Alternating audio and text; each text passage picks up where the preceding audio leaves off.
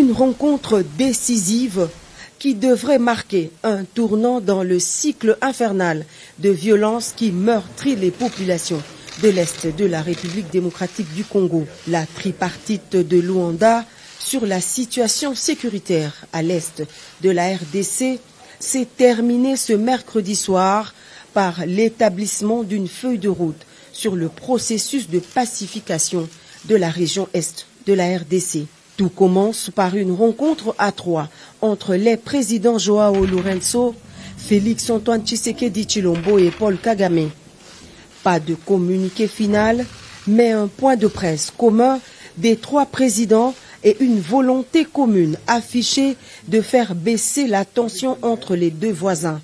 L'objectif central étant de restaurer la confiance perdue entre Kinshasa et Kigali par l'instauration d'un dialogue et d'une concertation permanente établie sous l'égide de la CIRGL et du processus de Nairobi dans le cadre de la Communauté d'Afrique de l'Est. Concrètement, cela se fera graduellement via l'application de la feuille de route qui permettra au final, si chacun respecte vraiment ses engagements, de réchauffer les relations politiques, diplomatiques et économiques entre le Rwanda et la République démocratique du Congo. Ce que je peux dire à propos du contenu de la réunion de ce jour est que de part et d'autre,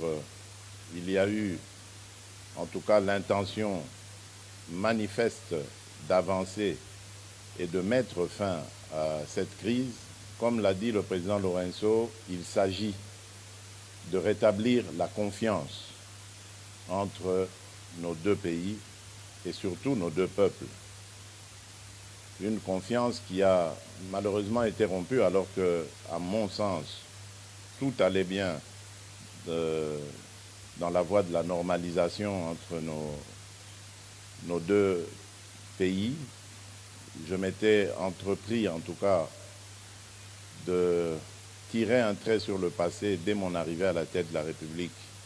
démocratique du Congo pour envoyer un signal fort, non seulement au Rwanda seul, mais à tous nos voisins, à toute la région,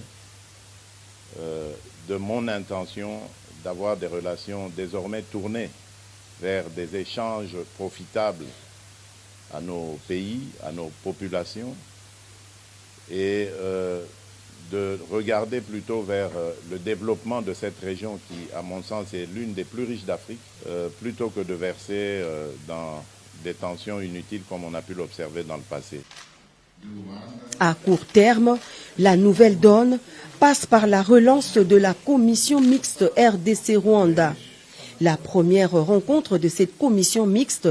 cadre de dialogue permanent entre les deux pays, est prévue incessamment dans la capitale angolaise. Mais dans l'immédiat, la feuille de route prévoit la cessation des hostilités et le retrait sans condition du M23 de ses positions en République démocratique du Congo. Ce qui est en mon pouvoir pour faire avancer la situation, sortir mes compatriotes de cet enfer qui dure déjà depuis une vingtaine d'années. Lequel enfer a été encore aggravé par cette situation regrettable du M23,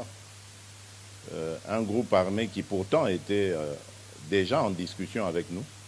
à Nairobi, mais dont le comportement est totalement inexplicable, car je ne peux pas comprendre que des gens qui ont une revendication et dont l'interlocuteur est à disposition pour écouter leurs revendications, puissent à nouveau reprendre les armes, comme pour exercer une sorte de chantage ou de pression. Donc j'espère vraiment et j'attends de ce processus qu'il apporte le cessez-le-feu immédiat et le retrait de ce groupe du M23, en attendant évidemment que l'on mette en marche la feuille de route qui amènera un processus de paix, de stabilité et de confiance. Le retour des réfugiés dans leur pays d'origine est également inscrit parmi les objectifs de la feuille de route de Luanda. Elle stipule enfin que toute exploitation des ressources naturelles dans la région doit se faire dans le strict respect de la souveraineté des États, ce qui met en exergue la ferme volonté de lutter contre le trafic illicite des ressources minières de la République démocratique du Congo au profit des pays voisins.